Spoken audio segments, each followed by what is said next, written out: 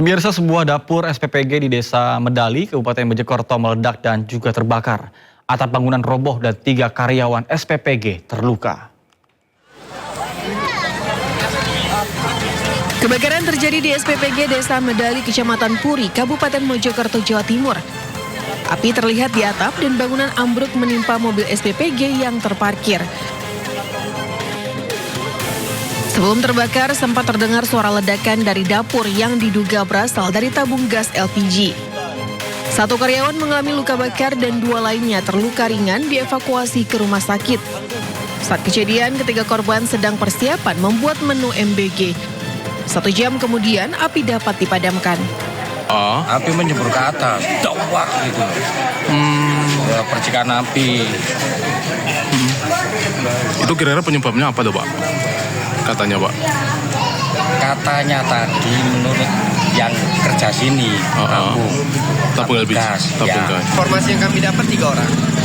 Kondisinya kemudian? 1 itu ada luka bakar sekitar 50%, sedangkan yang 2 luka ringan. Sementara itu, tim Inafis Polres Mojokerto yang datang ke lokasi langsung memasang garis polisi dan menutup dapur SPPG. Tim Inafis dan polisi melakukan penyelidikan. Dari Kabupaten Mojokerto, Jawa Timur, Solahuddin, iNews melaporkan.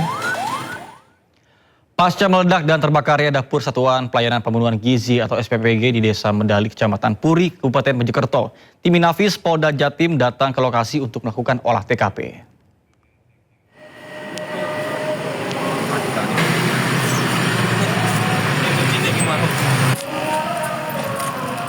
Polisi melakukan penyelidikan di ruang bagian belakang yang diduga asal ledakan yang menyebabkan kebakaran.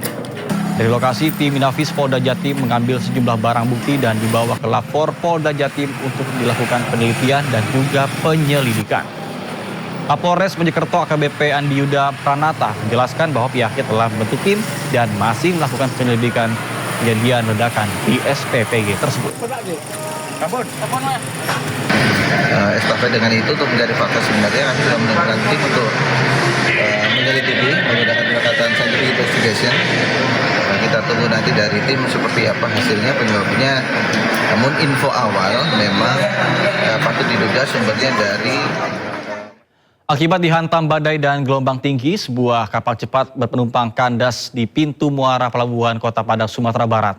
Proses evakuasi ratusan penumpang berlangsung dramatis.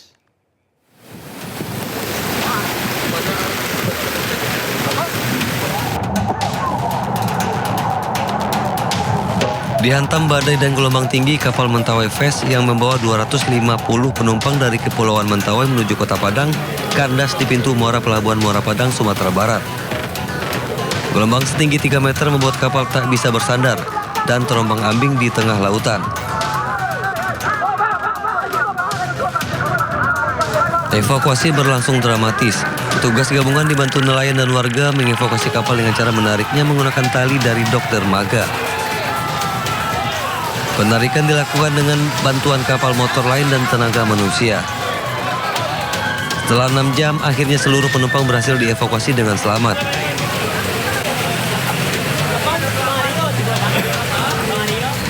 Suasana haru serta tangis bahagia mewarnai kedatangan penumpang yang sudah ditunggu oleh pihak keluarga di dermaga. Lumayan takut lah ya Bang ya, karena kan ombak lumayan besar juga tadi itu. Nah, jadi untuk ya, dan suasana di dalam juga mulai agak-agak ricuh gitu Bang. Mulai panik ya? Panik kan, panas juga gitu. Cuman ya alhamdulillah makin bisa diredain gitu. Pihak Basarnas dengan imperatif menghimbau seluruh operator kapal untuk waspada terhadap potensi cuaca buruk di perairan Sumatera Barat. Dari Padang, Sumatera Barat, Budi Sunandar, iNews melaporkan. Ya, pemirsa, pencarian 5 korban kapal terbakar yang diduga hilang di Selat Lombok masih terus berlanjut. Sementara puluhan korban selamat masih dirawat di rumah sakit dan Patut Pacu, Lombok Barat.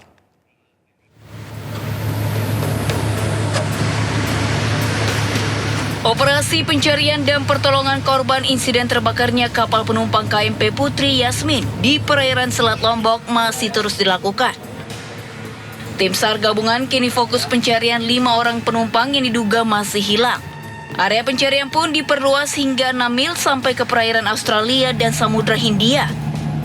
Dalam operasi ini, kapal KN SAR Arjuna dan RIB 02 Mataram dikerahkan. Kita lakukan pencarian. Selama masih ada pengaduan, kita tetap melakukan pencarian. Kalau kondisi cuaca memang terpantau secara visual cerah, ya, tapi kondisi awan, ombak di lapangan itu ombak tinggi 3-4 meter. Arus juga, Pak? Arus yang kuat. Sejumlah korban yang berhasil dievakuasi masih menjalani perawatan di Rumah Sakit Umum Patut Patju, Lombok Barat. Pemirsa, sebuah jembatan penyeberangan orang yang berada di Jalan Gatot Subroto, tepatnya di depan gedung DPR MPR RI, saat ini dalam kondisi prihatin dan tidak bisa digunakan. Tangga penghubung JPO disebut lenyap dan juga hanya menyisakan rangka besi utama. Fasilitas umum jembatan penyeberangan orang atau JPO, tepatnya di depan kompleks parlemen MPR DPR RI, kini tidak lagi dapat difungsikan sebagaimana mestinya. Kondisi JPO sangat memprihatinkan lantaran seluruh anak tangga penghubung jembatan sudah hilang dari tempatnya. Dan hanya terlihat rangka besi tulang utama yang tersisa, sehingga membuat warga tidak bisa menaiki jembatan tersebut. Sementara itu muncul dugaan bahwa pembongkaran anak tangga JPO berkaitan sektor keamanan serta pencegahan akses massa saat nekat unjuk rasa berlangsung.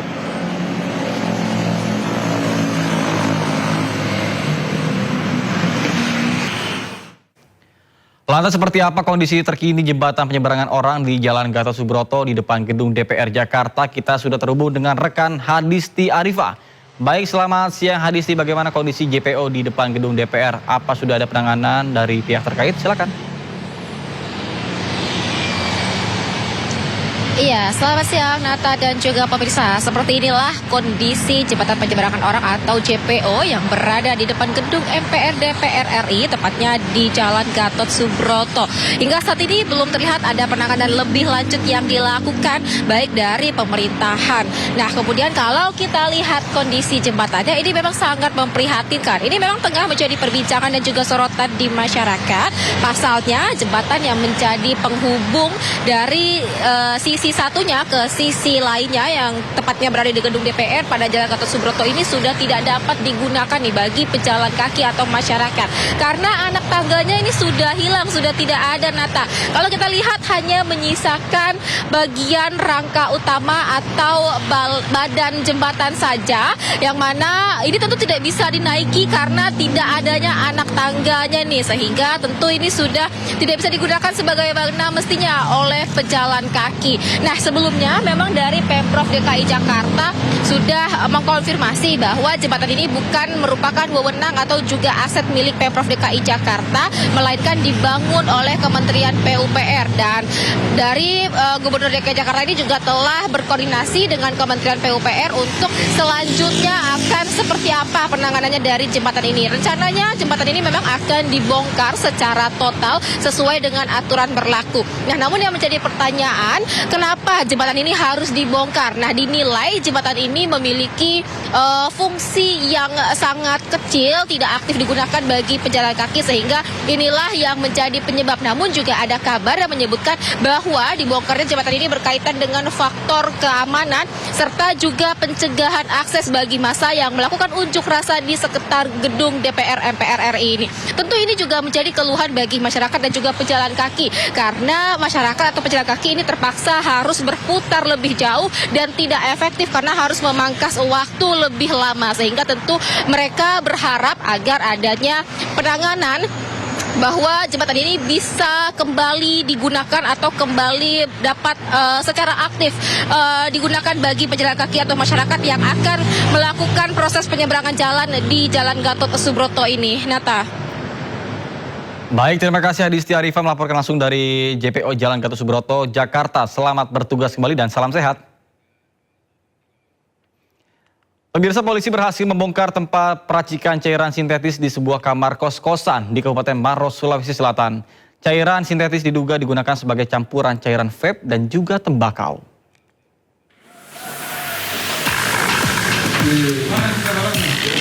Satuan Reserse Narkoba Polres Maros berhasil membongkar tempat peracikan cairan sintetis di sebuah kamar kos-kosan di Kecamatan Mandai, Kabupaten Maros, Sulawesi Selatan.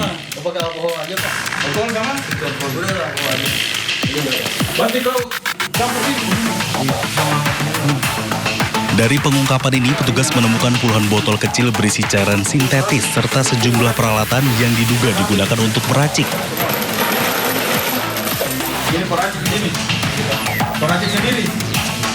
Di antaranya pengaduk kopi elektrik, gelas takar, alat suntik, hingga alkohol yang digunakan sebagai bahan campuran yang disimpan di dalam lemari. Tempat peracikan ini terbongkar setelah petugas menangkap 2 pria yang merupakan residivis kasus narkoba. Mereka ditangkap saat diduga hendak membawa cairan sintetis untuk diedarkan. Kedua pelaku mengaku mengedarkan cairan sintetis melalui media sosial dengan modus tempelan. Paket ditempatkan di lokasi yang telah disepakati untuk diambil pembeli.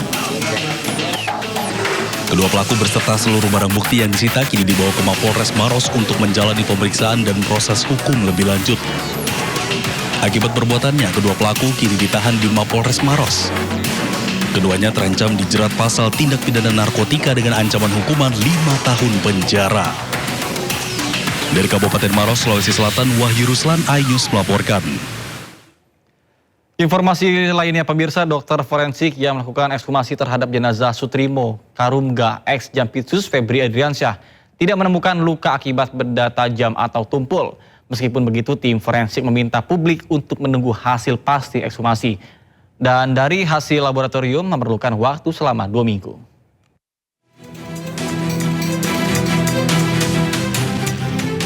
Rangkaian ekshumasi terhadap jenazah Sutrimo, orang dekat ex-Jampitsus Febri Adriansyah, telah rampung. Fakta baru diungkapkan oleh Ketua Tim Dokter Forensik, di mana hasil pemeriksaan luar dan dalam tidak ditemukan adanya luka benda tajam atau tumpul. Dan untuk mengetahui penyebab mulut Sutrimo mengeluarkan busa sebelum dinyatakan meninggal dunia, tim forensik juga melakukan swab terhadap jenazah Sutrimo. Dari hasil pemeriksaan dalam, pemeriksaan luar dan pemeriksaan dalam, secara visual kami tidak mendapatkan tanda-tanda luka yang dimana diakibatkan oleh karena kekerasan tumpul maupun kekerasan tajam. Namun pada waktu kami ekshum tadi sudah tidak ada di ini kan, tetapi kami mencoba melakukan tadi pemeriksaan laboratorium, mengambil dengan cara mensuap, ya. Apakah di situ masih ada sisa-sisa dari yang terkandung dari ini, kita tunggu dari hasil laboratorium tersebut. Kabid Humas Polda Metro Jaya menerangkan ekshumasi dilakukan melalui 3 tahapan dan melibatkan tim gabungan Perhimpunan Dokter Forensik dan Mediko Legal Indonesia dari Jakarta, Jawa Tengah, dan Jawa Timur, serta ahli laboratorium forensik, toksikologi, DNA, serta histopatologi anatomi. Pelibatan berbagai institusi dan disiplin keahlian dilakukan untuk menjaga objektivitas, integritas pemeriksaan, dan akuntabilitas ilmiah, sehingga dalam pelaksanaan pemeriksaan dapat diuji dan dipertanggungjawabkan sesuai kaidah keilmuan. Rangkaian ekshumasi berlangsung selama 3,5 jam di pemakaman Bantar Agung Desa Lahar, Kecamatan Wangon, Banyumas, Jawa Tengah. Sampel jenazah yang diambil akan dianalisa di laboratorium selama kurang lebih 2 pekan. Tim Liputan iNews melaporkan. Pemirsa, kasus viralnya tantangan hafalan surat Al-Quran berhadiah miras masih ramai diperbincangkan warganet. Kecaman ini pun masih berdatangan, hingga kini masih terdapat laporan ke Polda Metro Jaya terkait dengan adanya dugaan pelecehan kitab suci umat Islam. Gua bayarin 1 botol. A2, sini bareng sama gua. A2, bareng sama gua.